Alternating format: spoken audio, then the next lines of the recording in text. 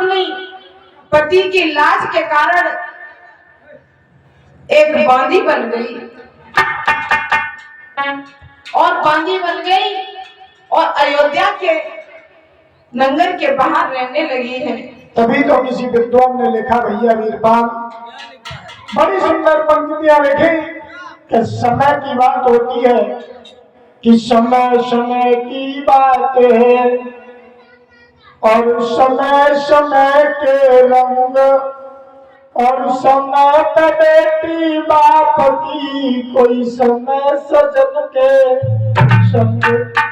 और देखा, समय बड़ा विलक्षण होता है, कब पलटा मार जाए ये किसी को पता नहीं, कि समय समय की बात है और समय समय के फेर और समय बदलने में नहीं सुलगे 84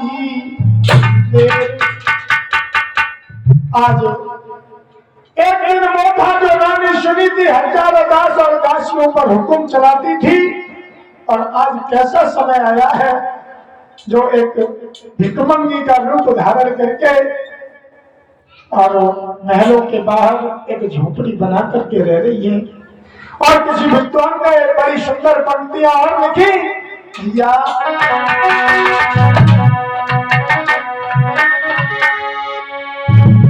कि कोई सोने की चादर छान चले,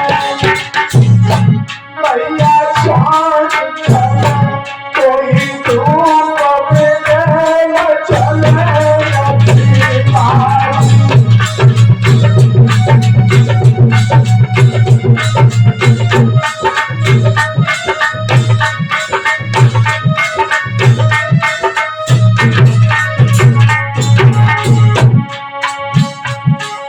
किसी का ऊपर तो सोने की छत्र छाया होती है और कोई तो बेचारा धूप में ऐसे ही भागता भग रहा है, बड़ा समय का खेल है।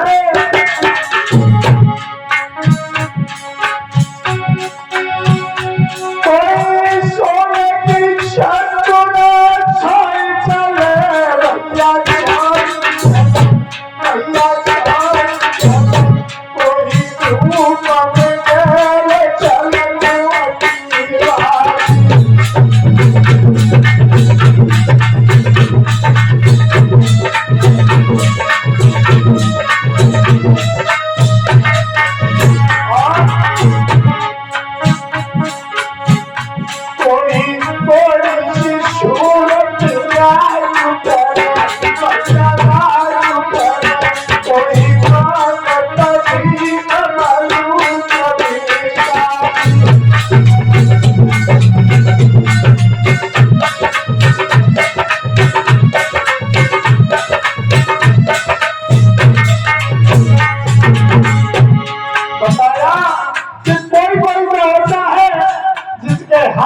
छुआ हुआ पानी भी नहीं पियोगे और वो राजपाट कर रहा है। और कोई कोई ऐसा भी है बड़ा सुंदर है लेकिन बेचारा भीख मांग रहा है। सब समय की बात है। कोई कोई सी सूरत राज करे, सोनू राज करे, भैया राज करे, कोई मांगता भी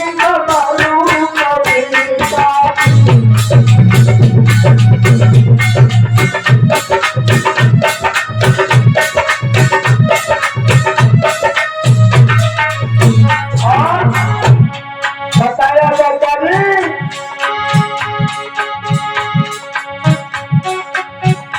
कोई दुनिया पति संग सुखी है, कोई दुनिया पति संग सुखी है, भैया सुखी है, कोई घूम रही हमारी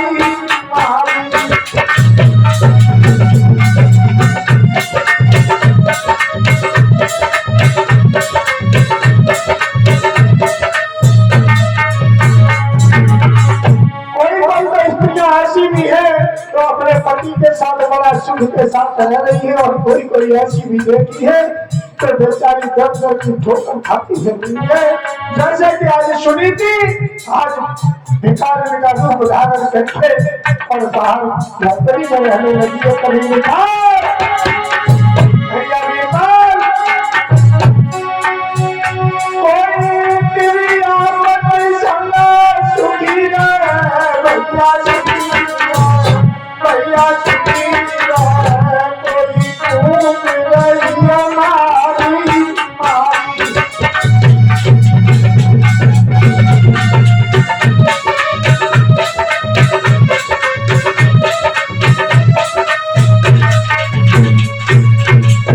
आज समिति कष्टों का सामना करते हुए झोपड़ी में रह रही है,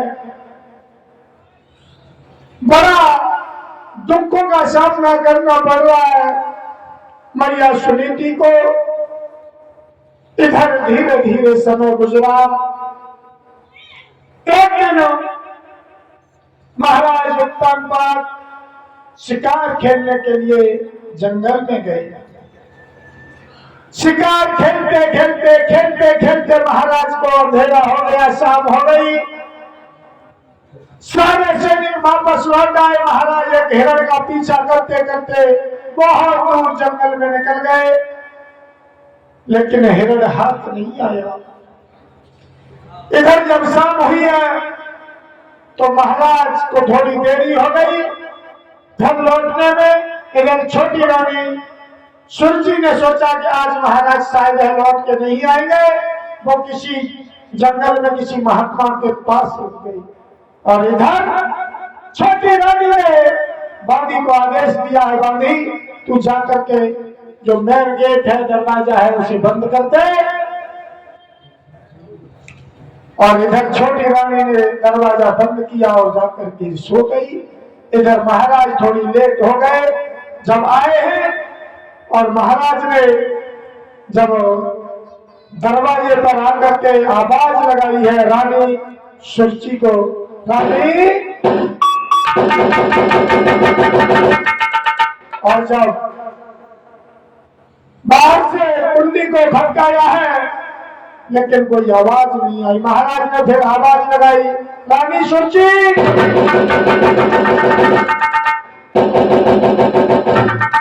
लेकिन कोई आवाज नहीं आई। जब आवाज नहीं आई तो महाराज के दिमाग में एक झटका लगा।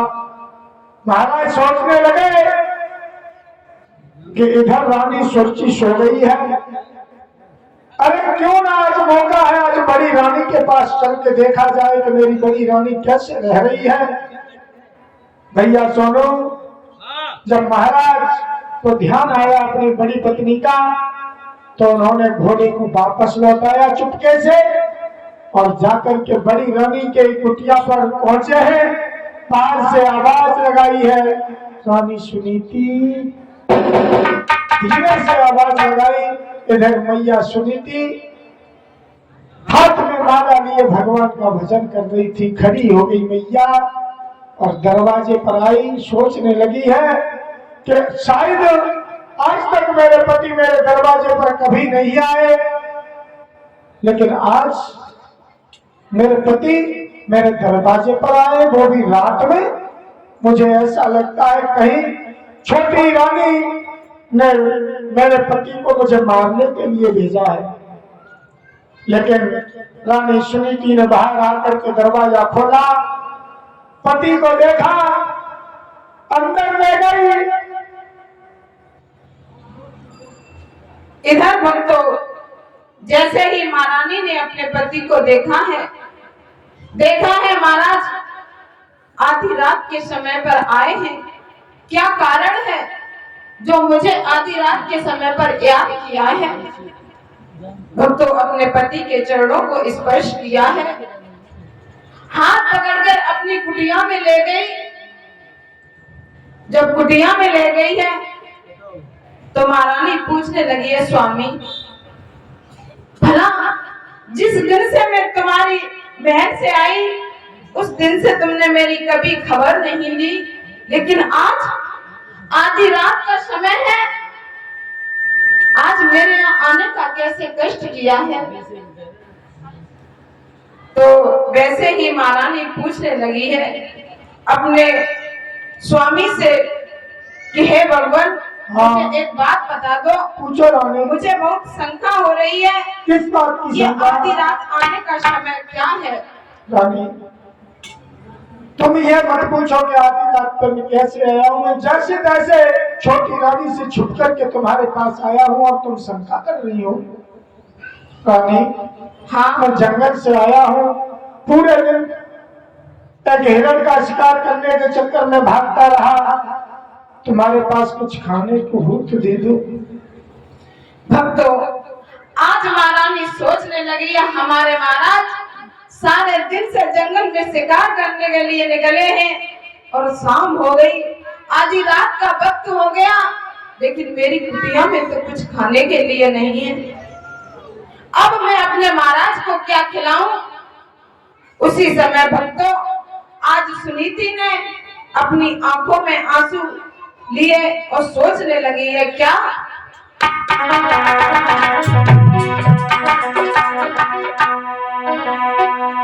ओ सासुल के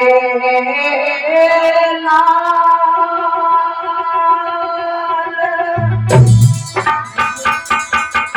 आज तो सुधी कैसी मेरी आई रे।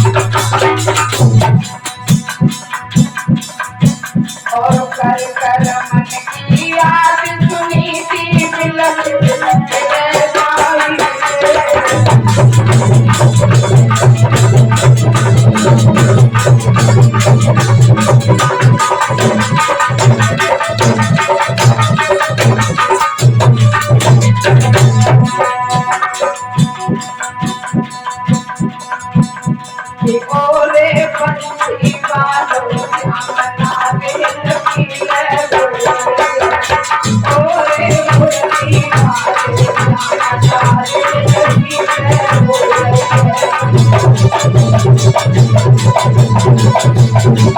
भक्तों,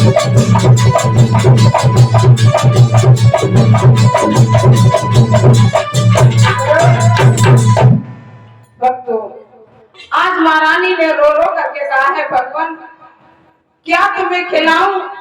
मेरे यहाँ तो जौ के टुकड़े पड़े हुए, वह कई दिनों से पड़े हैं। आज मैं तुम्हें क्या खिला दूं? वैसे ही महारानी ने कहा है, चलो वही टुकड़े ला करके मैं तुम्हें दे देती हूँ, इनसे पानी पी लेना। आज भक्त महाराज ने वही जौ के टुकड़े जो 2-4 दिन के डले हुए थे वही खाए बड़े प्रेम से, और खा करके वहीं पर उसी रात विश्राम किया है। बताया जाता है, विद्वानों ने बताया है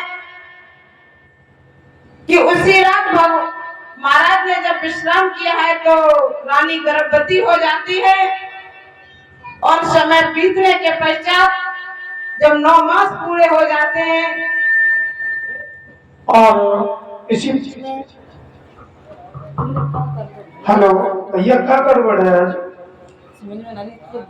आज ये गला भी खींच रहा है। महिपाल भैया कहाँ चले गए? बुलाओ भैया, सेटिंग गड़बड़ है अभी, पता नहीं कैसी आवाज आ रही है। हेलो, इधर ये राम स्वरूप भैया जी ये बिलसा से चल करके आए हैं, और ये 20 मुद्राएं भगवान की कथा में समर्पित कर रहे हैं। और रामपाल भैया जी जो बिलसा से हैं, ये भी 20 मुद्राएं समर्पित कर रहे हैं। और हीरालाल जी जो अजमपुर से ये 50 मुद्राएं भगवान की कथा में भेंट कर रहे हैं। और मैं भगवान के भैया से यही प्रार्थना करूंगा, हे माधव ऐसे भक्तों को हमेशा धन धान्य से भरपूर बनाए रखें, हमेशा ये भक्त ऐसे ही धार्मिक अनुष्ठानों में अग्रसर बने रहे, ऐसे ही धार्मिक अनुष्ठान कराते भी रहे। मैं भगवान से कामना करूंगा कि ये भक्त हमेशा धन धान्य से भरपूर बने रहे, जिससे ये धार्मिक अनुष्ठान होते रहे। बोलिए शंकर भगवान की। और ये 11 मुद्राएं जानकी प्रसाद जी जो यही खजुरिया के रहने वाले हैं, ये भगवान की कथा में दान कर रहे हैं। और ये राम सिंह जी जो बाग वाले हैं, वो 11 मुद्राएं भगवान की कथा में अर्पण कर रहे हैं। और 11 मुद्राएं टीकाराम दिवाकर जी ये भगवान की कथा में उन्होंने समर्पण किया है। मैं भगवान से कामना करूंगा ऐसे भक्त हमेशा धर्म के मार्ग पर आगे चलते रहें। बोलिए कि भैया लाल की। आवाज गूंज नहीं रही। छोटा सा भजन, फिर आगे के लिए कथा। सभी हमारी माताएं बहनें बोलेंगी ताली बजा करके। और ये काया खोजी भजन है।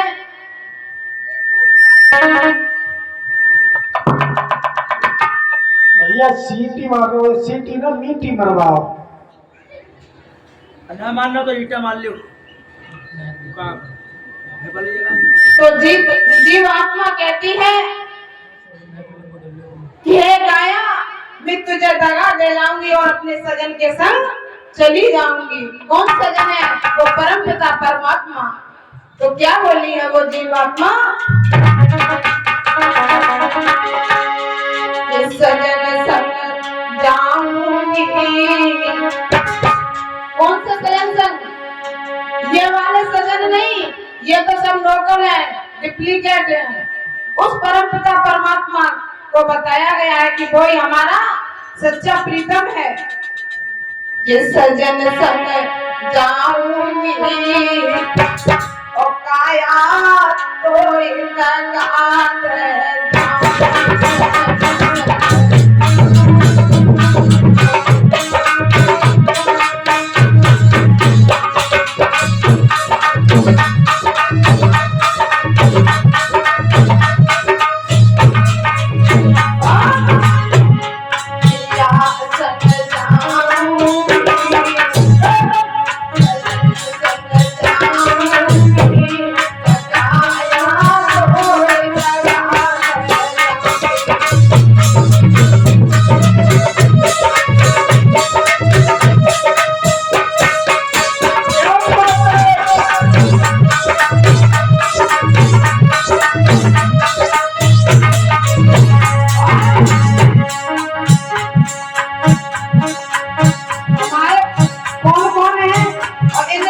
छोड़ करके चली जाऊंगी। जिस दिन मेरा प्रीतम आ जाएगा ना उस दिन। अरे लड़का नाची कोई न फेरो, लड़का नाची कोई न फेरे,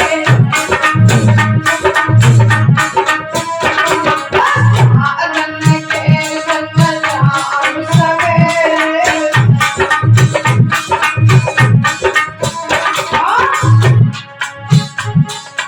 गाँव नहीं ले जाऊंगी, गलती नहीं जाऊंगी, आया कोई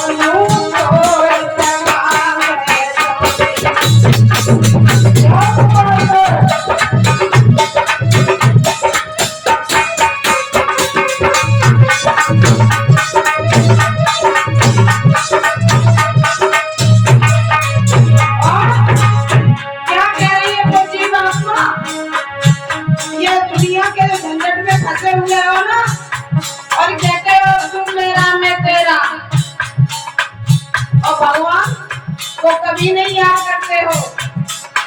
और क्या बोली है?